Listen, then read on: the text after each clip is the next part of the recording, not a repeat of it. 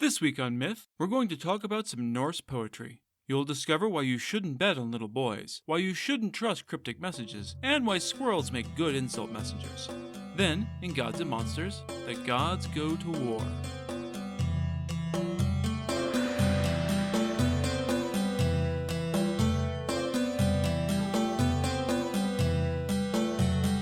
This is the Myths Your Teacher Hated podcast, where I tell the stories of cultures from around the world in all of their original, bloody, uncensored glory. Modern tellings of these stories have become dry and dusty, but I'll be trying to breathe new life into them. This is episode 90, Cloak and Dagger. As always, this episode is not safe for work. We haven't visited with our old friends the Norse gods in a while, so I thought it was high time we reconnected. This particular tale comes from the Grimnismal, which can be found in both the Codex Regius and the Arnamagnian Codex, dating to the 10th century at the earliest, though parts of it come from several centuries later, when it was finally written down. The version that I'm using as the basis of this episode comes from the Norse Myths collection by Kevin Crossley Holland. Long ago, Hraudung was the king of the Goths. The great king had two sons, Agnar and his younger brother Garad. One day, when Agnar was 10 and Garad was 8, the two brothers decided to surprise their father with a fish for dinner.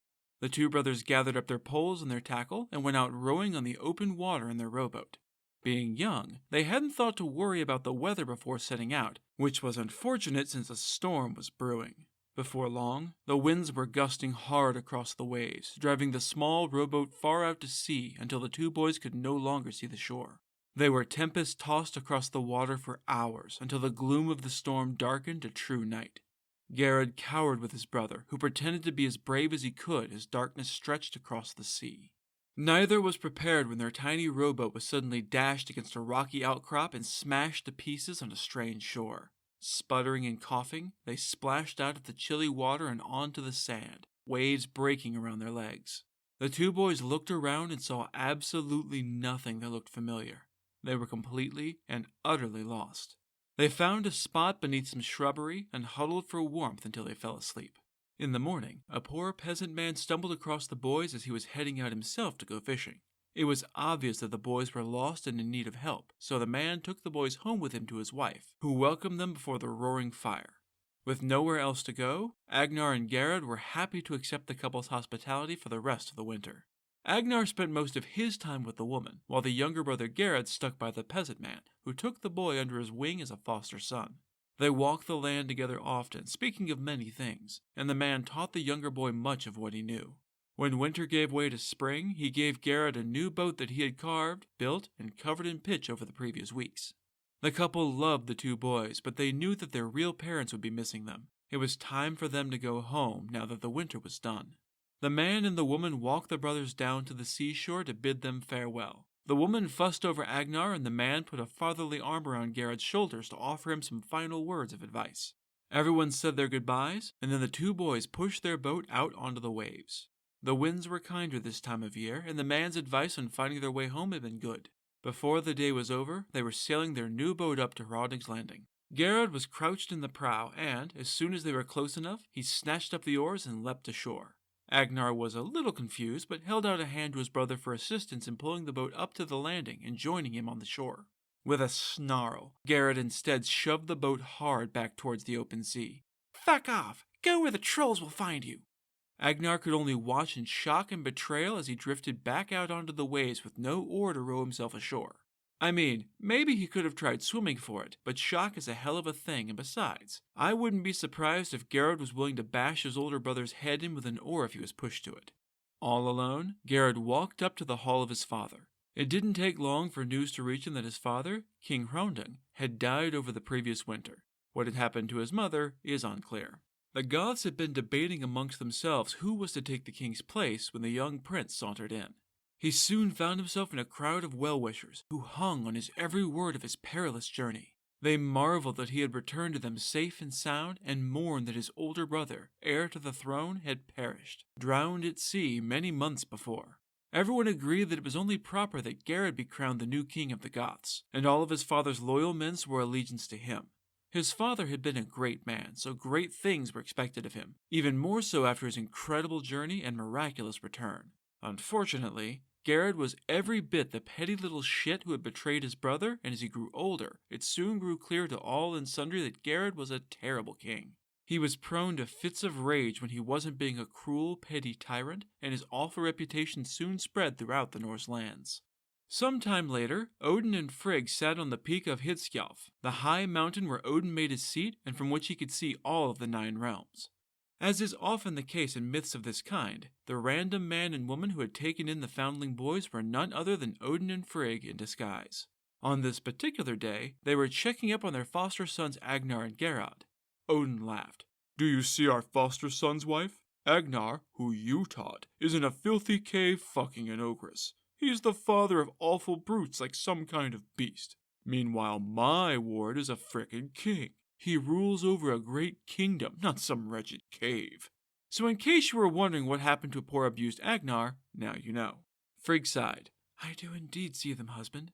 Garrett is such a stingy asshole that when guests come to visit him while he is already busy entertaining, he pretends to welcome them, has them imprisoned, and then tortures them. I wouldn't be quite so proud of him if I were you." Odin leapt to his feet. "That is nothing but vile slander." "If you're so sure, then how about a little test?" Having made such a bold declaration, Odin really couldn't do anything but agree to Frigg's terms. In short order, her maidservant Fulla was on her way to Midgard, the mortal world, to seek out King Gerad with a message. "Beware of a magician who has come to your kingdom to do you harm. He means to lay a foul spell on you. In this way will you know him. Even the fiercest dog will cower from him, afraid to leap at him." Now, as it so happened, Odin was right. For all that Gerad was a tin-pot dictator with an anger management problem, he was a generous host to guests. You couldn't trust him as far as you could throw him, sure, but no guest was ever turned away from his table. Fulla was thus granted an audience with the king and delivered her message, which Gerad took to heart. He told his men to be on high alert for the man who dogs would not attack. If anyone found such a man, he was to be detained immediately. It didn't take long for just such a man to present himself to Gerard's hall. Dressed in a dark blue cloak, the man called himself Grimnir, which means hooded one. Other than his name, Grimnir refused to say anything about himself. He refused to answer any questions about where he had come from, where he was going, or his reasons for being in the kingdom. He refused even to engage in basic courtesies or to exchange pleasantries. In short, he was being a total asshat and incredibly suspicious to boot. Gerard became angry with this cryptic stranger, and honestly, I'm not sure I blame him. With such an unsubtle warning and a rude asshole in the mix, it's kind of fair to get pissed off. He remembered Fulla's warning and declared, "If you refuse to speak, you must have reason not to." Grimnar said nothing, refusing to confirm or deny the king's dark suspicions. "Very well. If you will not speak of your own free will, then I will make you speak." Naturally, Grimnir said nothing. As you might guess of a king with a temper, Gerard wasn't bluffing. Since Grimnar still refused to speak, he was hauled away by the guards, trussed up on a long pole, and hung on a roasting spit over a pair of roaring fires like a pig at a barbecue. He was promised that he would hang there, baked in the searing heat, until he spoke. For 8 days he hung there, silent and unyielding. As it so happened, Gerard had a 10-year-old son of his own by now who, in a show of shocking bad taste, he had named Agnar after the brother he had betrayed and presumed dead. It was a gesture that went over well with the court, especially when the boy grew up to be everything that his father was not: compassionate, friendly, and kind. As the prince and heir, he more or less had the run of the place, and so no one tried to keep him out of the great hall where Grimnir was being tortured. The young boy felt the stranger's agony as though it were his own, such was his good-hearted nature. Everyone else ignored the scene since, after 8 days of this, it was old news. They went ahead and feasted in the great hall, eating and drinking until pretty much everyone was drunk, passed out, and snoring. Through the stillness crept little Agnar. He approached the bound man through the singeing heat of the flames and offered him a drinking horn brimming with good ale. Quietly, he told the stranger that he was sorry, that his dad was wrong to torture Grimnir like this. Grateful for the small mercy, Grimnir drained the horn. By now, the fires had grown close enough that the cloak he wore smoldered, just on the edge of catching fire. He met the boy's eyes with a mysterious smile and then looked around the hall. And Grimnir began to speak. "Back, flames. You burn too fierce, and my poor cloak is almost afire, the fur almost scorched. For 8 miserable nights now I've waited here, ignored by every last one of you assholes except for Agnar alone. I hereby decree that Gerard's son will be hailed as the king of all the Goths and the Burgundians henceforth." He once again met the boy's eyes, which were now wide with shock. "Hail, Agnar! The Lord of Men greets you. I promise that you will be better rewarded for one little drink than any other man." He turned toward the hall at large, the drunk man rousing to the booming thunder of his voice. What follows is a litany of the notable entities and places of the Norse world, and a pretty interesting one that gives a pretty good rundown on a lot of key concepts. "Hear me all, and heed me well. The land where the gods and the elves dwell is hallowed.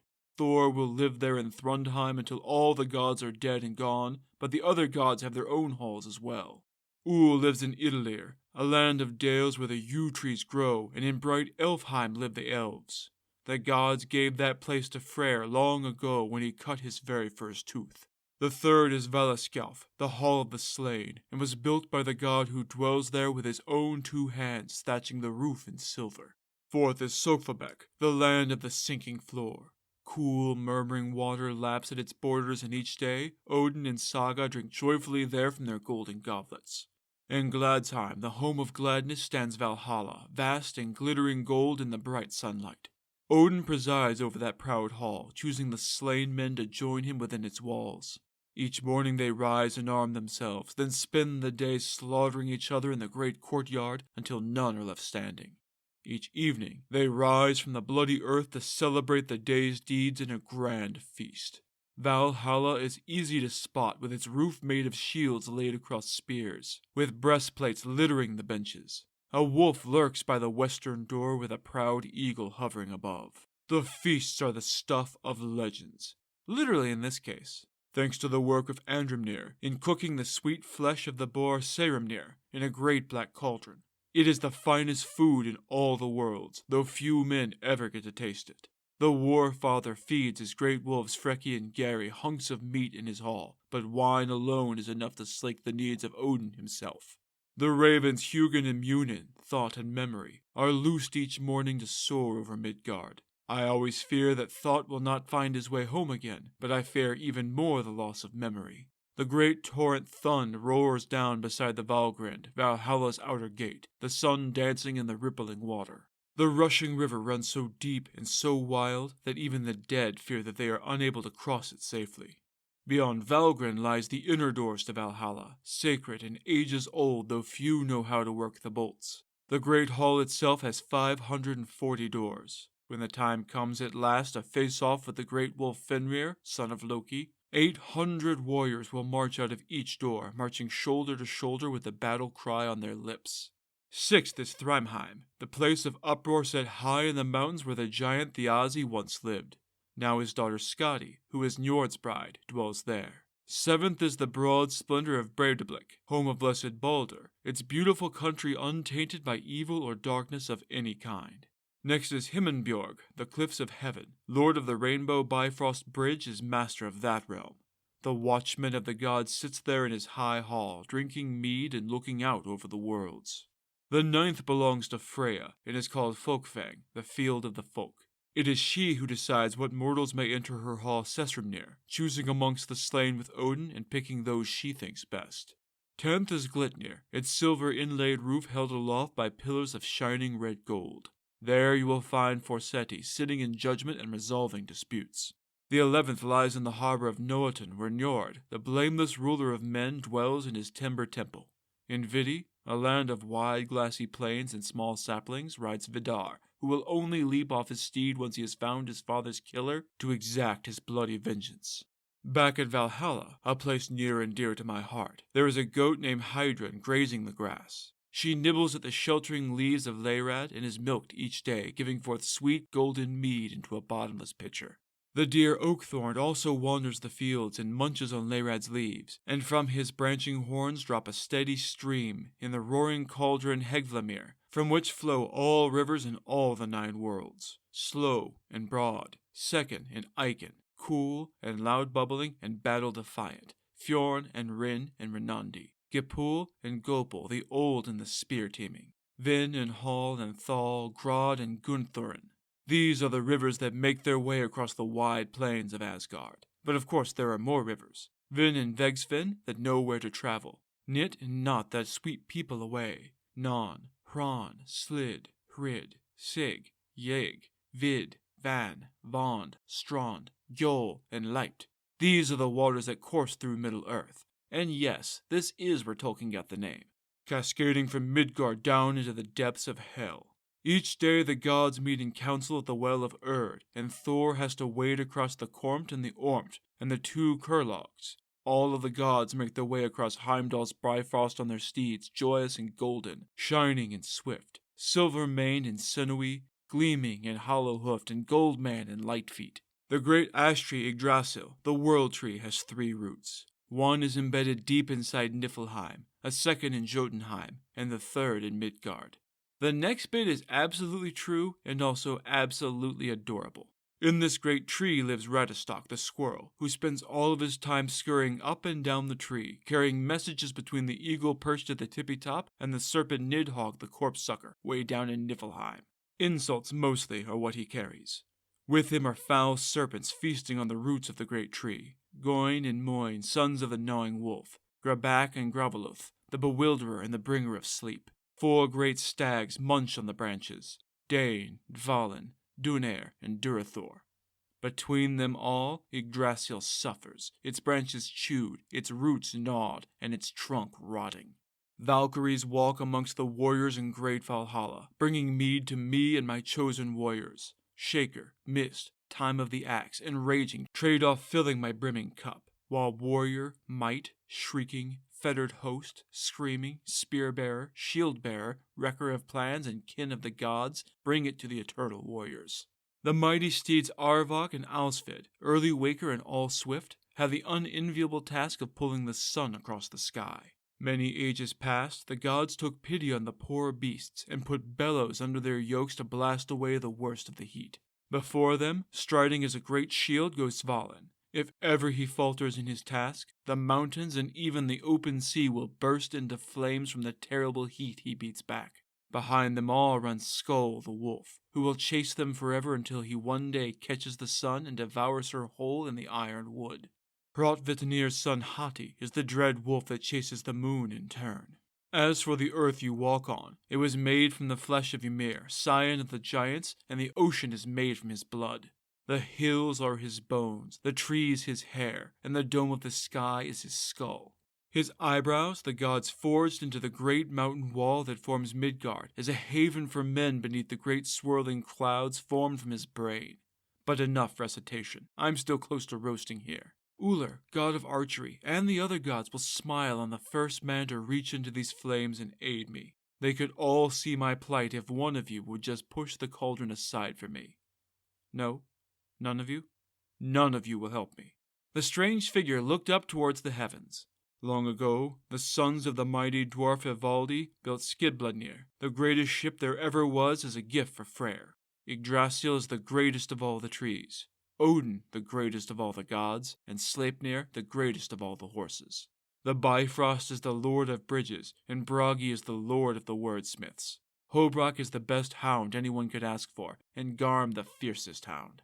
I have raised my face to the gods, and they have heard me. All those mighty beings who drink at the giant of the sea Aegir's banquet. Still none of you move? I will tell you my name. I am Grim, and I am Gangleri. I am the Raider and the Helmeted One, the Pleasant One and the Third. Some call me Thud or Ood, but also I am the Deathbinder and the High One. I am Sad and Svipal and Saintail. Men call me Glad of War and Spear Stabber, the One-Eyed, the Flame-Eyed, and the Worker of Evil. Fjolnir am I called, and Grimnir the Hooded One. I am Sigfad and Hikud.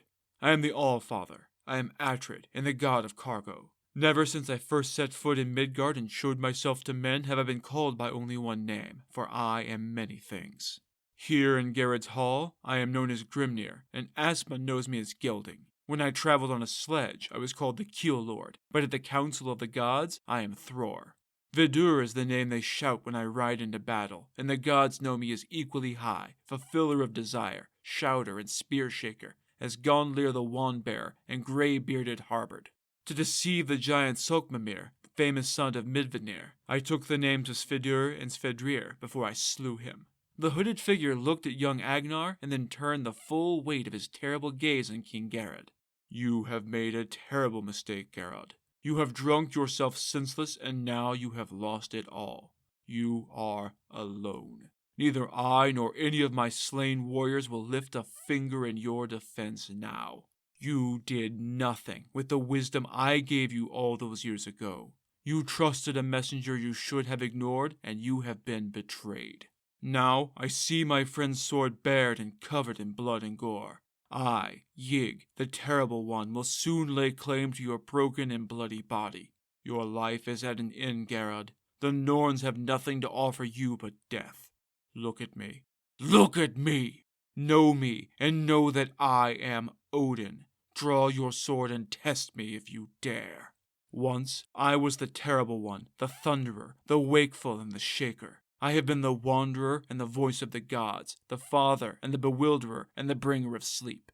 Now I am Odin. All these names are my name. All these names are one name. All these names are me. Feeling quite wide awake now, King Garrod sat and listened to this litany.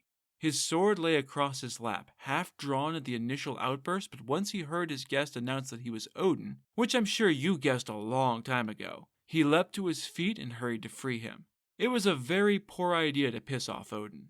Alas, the sword slipped from his drunken fingers and fell hilt first to the ground. Garrod stumbled over his own feet and fell, landing with a cry of agony on the blade that just so happened to be pointed directly at him. In a gout of blood, he fell to the floor, skewered by his own sword, and died as everyone watched. When the people looked up again, Odin was gone. Agnar was immediately hailed as king, and he ruled wisely and well for many years. The Lay of Grimnir is a common poetic form for the Norse oral tradition. In part, it is a collection of names and descriptors meant to act as a mnemonic device to help the poet recall all of the other tales mentioned within. This tale mentions many stories, though not all have survived the long years, such as the reference to the giant Sogmamir, which survives nowhere else. It also does a good job of demonstrating the use of Eddic poetry, a form that relies heavily on alliteration and kinning, complex referential names that only make sense if you already know who or what is being referred to. Audiences at the time would have understood the references being made, but the oblique nature of the form makes interpretation difficult for modern readers. Odin's recitation at the end also dips a toe into the flighting tradition, which fans of Assassin's Creed Valhalla will recognize. A form of insult poetry not unlike modern rap battles, where the winner was decided by crowd reaction, or death by self-impalement in this case. And so, with Garrod firmly put in his place, it's time for Gods and Monsters. This is a segment where I get into a little more detail about the personalities and history of one of the gods or monsters in this week's pantheon that was not discussed in the main story. This week's casus belli is Gullveig. For all that Odin is touted as the wise, all-seeing Allfather, he was by no means omniscient. Despite his powerful magics, earned by sacrificing his eye for knowledge and hanging himself from the dread tree Yggdrasil, he made plenty of mistakes, as we saw in the main story. Likewise, he goofed when the witch Gullveig came to visit. Along with the other Aesir, Odin listened in horrified disgust as she spoke at length about her love for gold. And I do mean at length. This witch loved gold, lusted after it even. The Aesir got real uncomfortable real quick and, after conferring amongst themselves, decided that the world would be a better, happier place without Gullveig in it. Being gods, they wasted no time. Odin ordered her seized, tortured, and stabbed a bunch with spears. Not cool, dude. Even more not cool, they dragged her broken and bleeding body and hurled her onto the fire raging at the center of the hall, burning her to a grisly death at last. Being a pretty powerful witch, the murder didn't exactly take. Once she finally died, she rose up again and stepped out of the flames whole and reborn. The Aesir weren't having that, so they promptly tossed her back into the flames and burned her to death again 2 more times. After she walked out of the flames alive and unharmed for the 3rd time, the Aesir realized that something strange was going on. Awed by this obvious display of power, the Aesir named her Heid, the Gleaming One, and let her go. Heid or Gullveig, whichever name you prefer, was a powerful seer, an enchantress of magic wands, and a caster of potent spells. She was known for being a mistress of the darkest magics, the quintessential evil witch. When the Vanir, a different and opposing group of gods, heard how the Aesir had treated Gullveig, they were furious.